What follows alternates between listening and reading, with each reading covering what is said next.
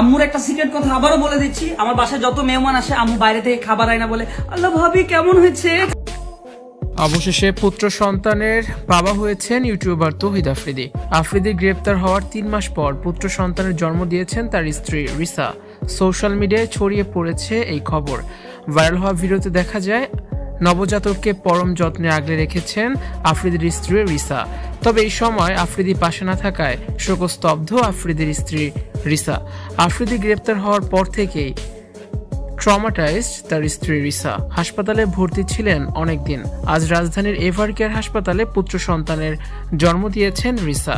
কারাগার থেকে এই খবর পেয়েছেন তৌহিদ আফ্রিদি।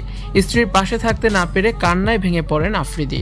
ছেলের মুখ দেখার জন্য ব্যাকুলতা প্রকাশ করেন।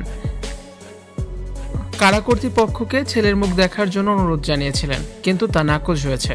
আফ্রিদির গ্রেপ্তার হওয়ার সময় পুলিশকে বাধা দিয়েছিলেন তার স্ত্রী রিসা। সে সময় তার আহাজারি দেখে সবাই দুঃখ প্রকাশ করেন।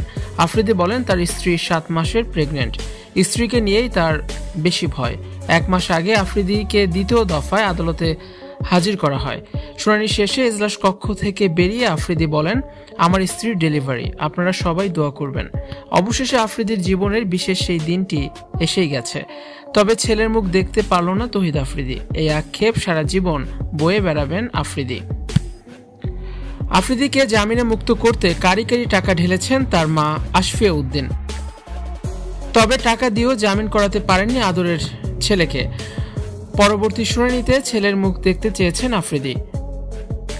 ছেলে হওয়ার খবর পেয়ে কান্নায় ভেঙে পড়েন তৌহিদ আফ্রিদি। আফ্রিদির সন্তান স্ত্রী দুজনেই এখন সুস্থ আছেন।